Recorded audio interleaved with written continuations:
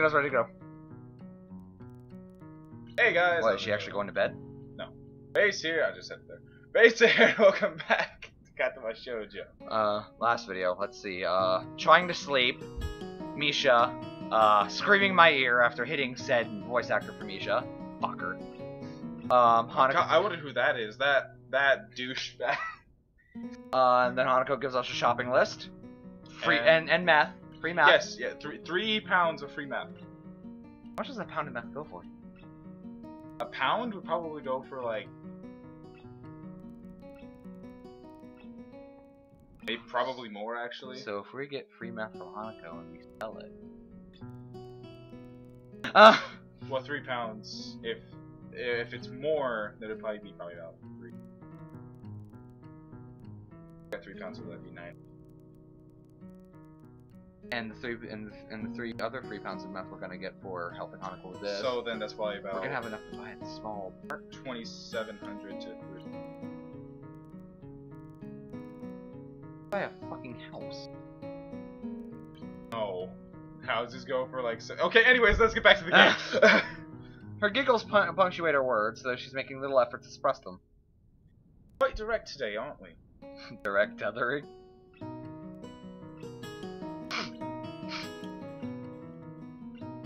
Yeah, you got me there. Still, it is quite a bit. I go shopping with Hanako, so I know what she buys. It's the same thing every week. Huh? Is she a good cook? Obviously. She gives a nervous giggle. Ah! Burn! Literally! You almost did it again. I heard the transfer. Yes, you did, and I kind of like realized how funny that joke actually was at the wrong time. Again. It's usually me who ends up cooking. I used to do it for Kira. So it's no problem doing it for Hanako. Well, can cook. that's probably how she got burnt. She was probably cooking, and then like she like turned too quickly out of oil, and just. Small cooking bacon. Yes. A short hum with an amused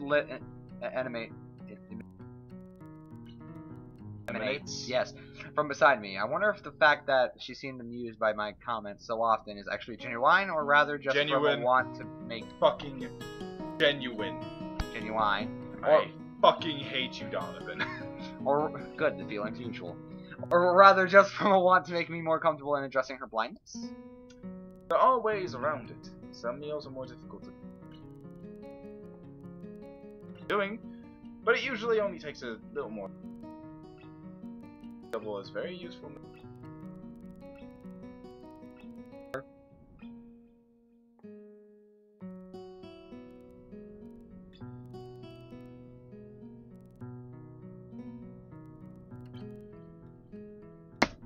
It makes sense, but she'd have to be pretty careful not to hurt herself. Wonder how many times that's happened. Given that it sounds like she's cooked alone for possibly years while Akira works and her parents were gone. With that, the conversation trails off.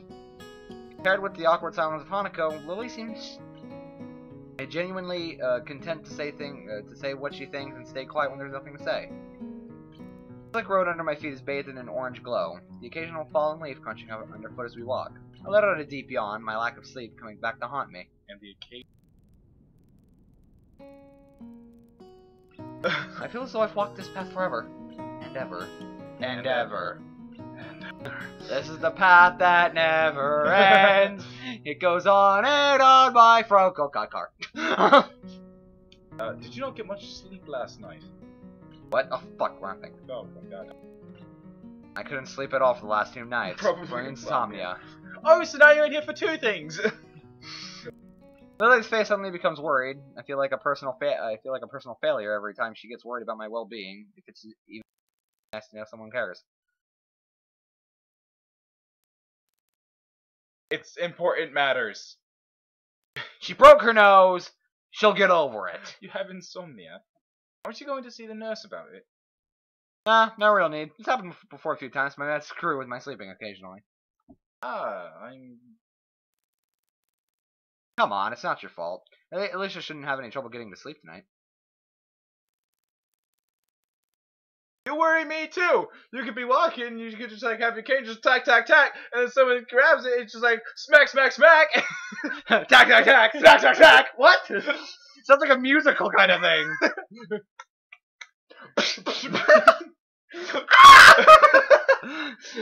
I turns into an opera. Phantom of the what? Phantom of Yumaki. You just spit all over the place. No. I reach around and scratch the back of my neck. I kind of want to address this. Hey, Lily? Hmm? I don't mean to sound weird, but please try to forget about my heart condition. She looks kind of lost. I hardly blame her. I guess what I'm trying to get at is, don't treat me different, maybe. She bows her head slightly, her white cheeks reddening almost imperceptibly. Yeah. It's only natural to worry about those around you. Well, it's still nice to know that there's someone like that out there. Maybe someone embarrassing to say, but it's the truth. Lily takes a breath to regain her composure and manages a gentle smile, though her cheeks... The final downhill walk to the store passes in silence. Welcome! Store woman! Yeah, I know. I suppose I'll get my stuff first and hanakos on the second round. Oh, shit, I almost thought it was you reading. I grabbed 2 well-worn red baskets from the stack beside the entrance and passed one to Lily. God, Donovan, maybe you should stop texting. With all your cell phones you have. You have no reason to hit me, it's true. I don't have a fucking cell phone! She did... I could like give you my phone. Did you realize I'd throw it out the window? You would. Just she did before she lays it. There, now you can't text! What happened to her time? Oh shit. Just she did before she lays it on the ground and slides her retracted cane just between the basket's handles before picking it up with her right hand. It's really fucking hot again. We'll be done after this, don't worry. When she takes hold of my arm in her own, I was surprised to see just how fast this kind of casual contacts become so natural, mostly due to necessity, no doubt. Shall we? Sure. While we navigate around the store, the odd person occasionally passing us pays us no heed at all. It's nice compared to the stress and whispers around the city. As we reach each aisle, I quickly check with Lily what she needs and grab it along with what I want, putting our items in their respective baskets. It's an odd feeling to be dependent on so much for something so basic as shopping. Hanako would practically a necessity for her to pick out what she wants after all. Right, I'm pretty much done with both my stuff and Hanako's. Anything else, Lily? No, this should be everything. Off we go then. I'm going to buy my meth later. Oddly, there's a queue a mile long. Considering the store is only large enough to warrant one encounter, it seems like it'll take a while. Damn. Lily gives an inquisitive look, unable to see my reason for my complaint. The queue is really long. Looks like we'll have to wait. Sharing the same mood of resignation, yes. We reluctantly take our place at the end of the line. One person finishes, the line moves up. Another person finishes, the line moves up. Another line finishes, the line gets longer. What? By the time we finally reach the head of the line, I'm so close to dozing off that Lily has to gently pat me on the back for me to move up. So? Hisao! Wake the fuck up. Huh? What? Should you do the math? Sorry. Gives a short sigh of consternation as I move up, getting the groceries for Hanako and me into separate bags. Thank you. Oh. Thank you! Please, come again! Whippersnappers? It looks like a fucking 7-Eleven. No, it's called an Aura Mart. It doesn't look like a 7-Eleven. It looks like an No, Aura Mart. The colors, they look like it looks like an Aura Mart. By the time we emerge from the store, Lily's holding a single bag while I struggle to carry 4. Both hands well and truly full. It's a lot of work, but thankfully the items in them are light.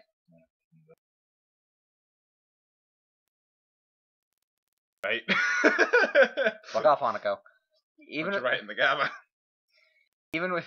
Huh. Crikey! Crikey! Crikey! What the fuck is crikey? Even without looking skyward, it's obvious that the surprising amount of time's passed, the road outside being dark and lit by street lamps. I'm afraid of the word. Dying. Once Lily retrieves her cane, we set back out to the dormitories the way we came, leaving the welcoming warm glow of the store. Please don't let that be. Maybe. Despite the road being empty of cars, the full bags abundantly make up for the lack of noise, constantly clicking, clunking, and squeaking together. And the gods said one day, "Let there be rain." Hello. Why am I hisao? But it's good to find that you're eating well. I'm a growing guy, after all. I need to eat all I can. Yeah, sounds about right. Whole pizza! Nice, being a man. What? Seemingly not noticing or ignoring my surprise at the completely out of the left field comment, she continues on without missing a beat. Why does it really bother you? I get what you mean. Women tend to worry about stuff like that more often than we do, I guess. Exactly. It makes. Please don't become a man. Please. No, don't I don't worry. understand it as it is. Well, it's not like we can outright ignore it. With an affirmative nod, we continue on our walk. That's right. Speak. Hanako mentioned your birthday was earlier this year. Do you do anything special for it? She gives a long pause, lost in thought for a few seconds as she recalls the event. Not really.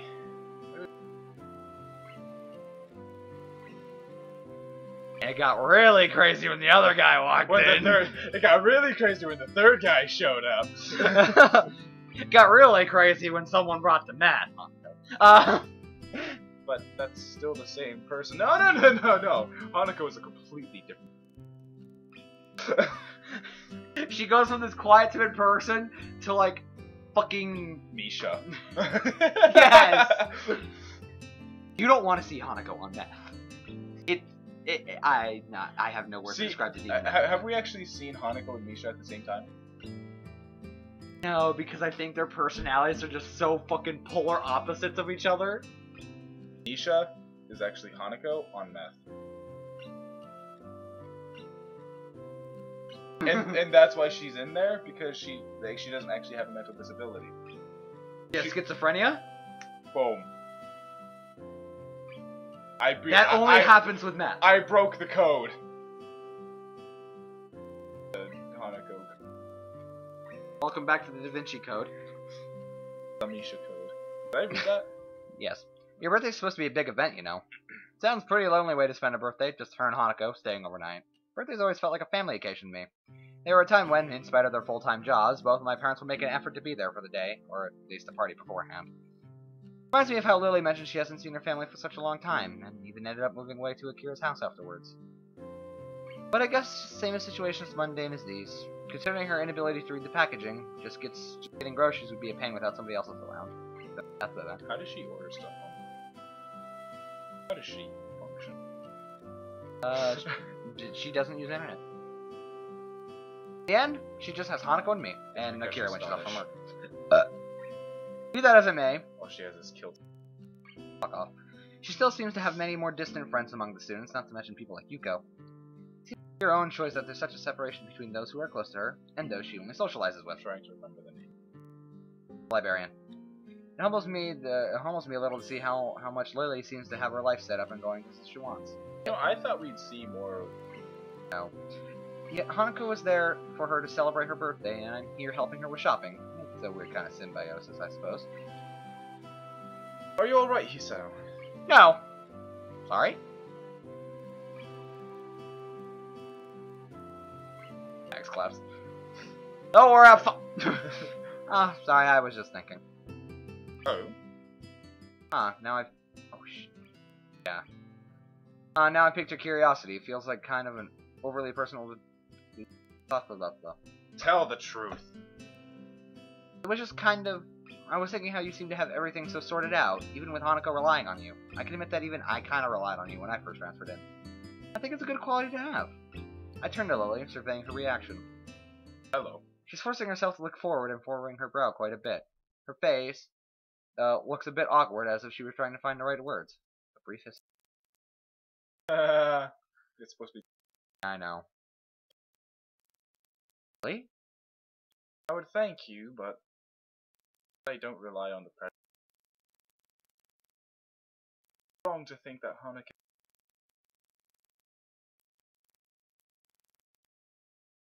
I had a bit of trouble saying it, even largely what I thought already.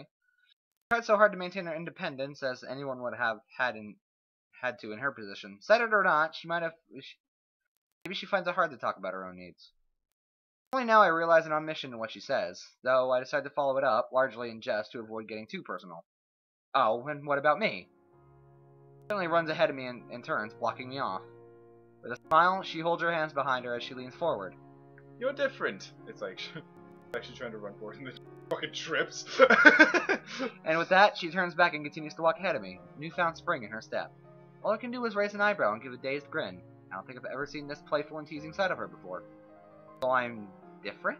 It's hard to work out the exact context, but knowing her, this ambiguity was intended. Yeah, booty. Booty, rocket everywhere! Our relationship has been changing, at least... I know. We should be actually entering Act 3. Okay. Almost done with this one. Or 2. At the very... Yeah, Act 3's last. I don't know. At the very least, simply because I've begun to stand on my own feet more, and starting getting more curious about the situation of those around me.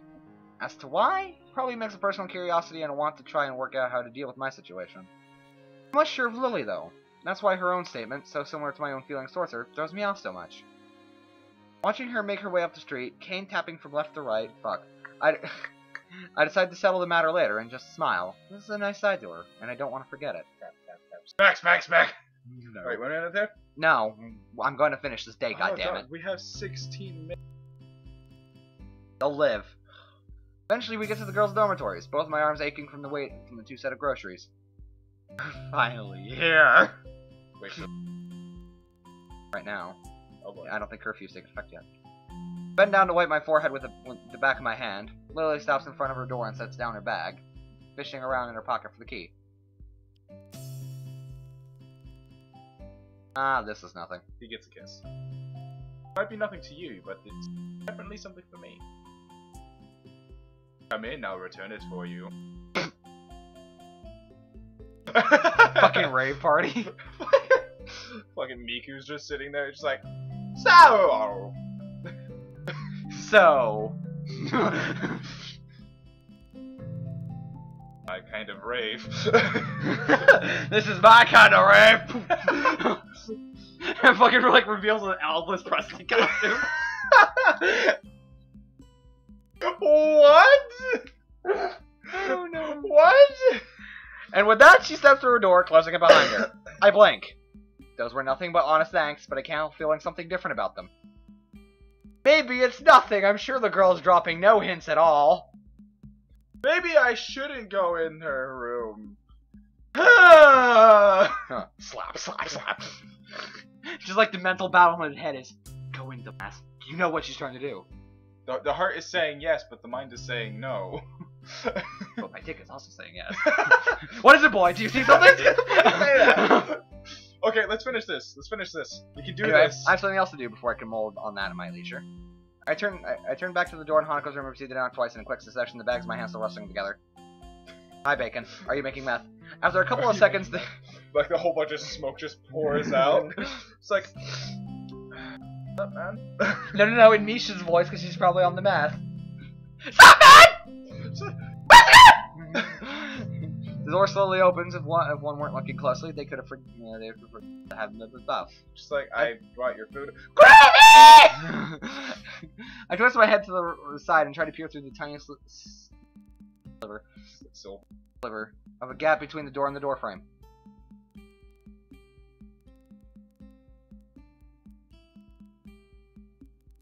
Okay. Yeah, well, we already planned on it. Yeah. Hey, Hanako, I got your stuff. Darian, get the hell out of my room. We're recording. Darian, go. We're trying to get this done. Now get the We're fuck out of already my room. 19 minutes in. Go. Get out of here. Don't know, Misha. Okay. I can kill you. Ah! With that, she opens the door completely, making her plain room visible over her shoulder. Sparsely decorated. It's probably even more unremarkable than my room. She probably has like the bottles. I hold out my right arm, both bags still almost pulling it straight back down with their weight. Yes. Thank you, Hisao. Sorry to make you carry them all the way. I would have used my cart, which put a ton of meth in it. It's fine, don't worry, just don't make me do it every day, okay? Pass the bags to her as I give a light-hearted chuckle. After the initial transfer of the weight, she manages to take them easily. I'll be off then. Night, Hanako. Right, see tomorrow. I'll probably be high as fuck. No. Darian, get the hell out. With a deep bow, her groceries still held in both hands, she steps back and shuts the door. Making my way back to my own dorm, I put one bag in my other hand to balance them out. Even as I do, I can't get Lily's light-hearted smile out of my mind. When I first met her, it would have been nearly impossible to imagine her like that. Indeed, it feels we've become close in the past few weeks since I got to know both her and Hanako. The time that I spent with her each day, the small exchanges of happiness we share, the small amounts of joy as I get closer to her. I'm far from certain, but I don't think there's just normal feelings of friendship. He's just as confused as I am. Once I return to my room, I store away my groceries and begin getting ready for the night. Oh yeah, no. I still have the school books in my bag for those I need to. I didn't think this night would be as long as it is. Stop then, we're 20 minutes in. No. Pulling the yellow envelope Misha gave me earlier in the process. I got so sidetracked by one thing after another I couldn't deal with it earlier. Who could have written me, I wonder? The name neatly adorned on the back of the envelope freezes me in my tracks. It's been so long since I've seen her writing, there's a little chance I would have identified it as hers otherwise. Inwanako. Why should she have written to me? I can't think of any good reason for her to do this. I almost don't open the letter, but to be little point to that. If I just left it alone, the mere existence would knot me until I do something about it. Okay. People. Fucking night. Do you want me to read it?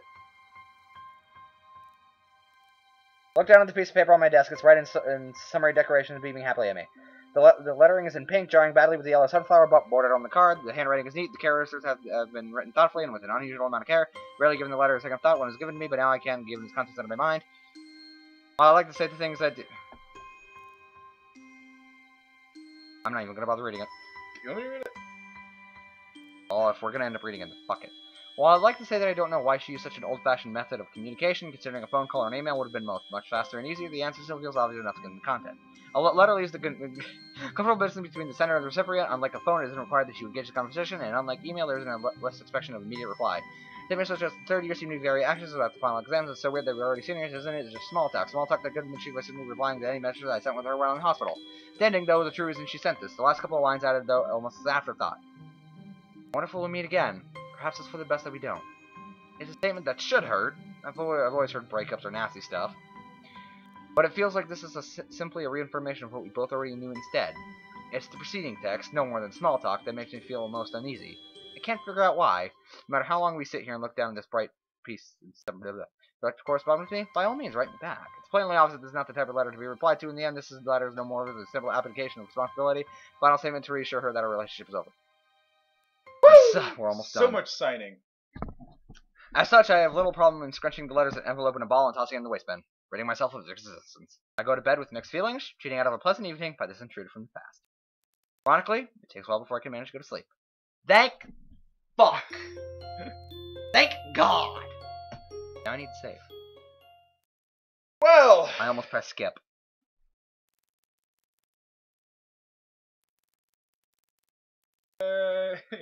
After, being...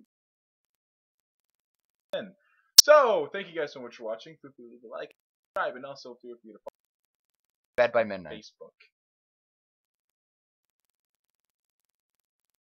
So, again, wish us luck on the Regency. In my words, Rose, if you draw any yaoi, you're dead. Got that.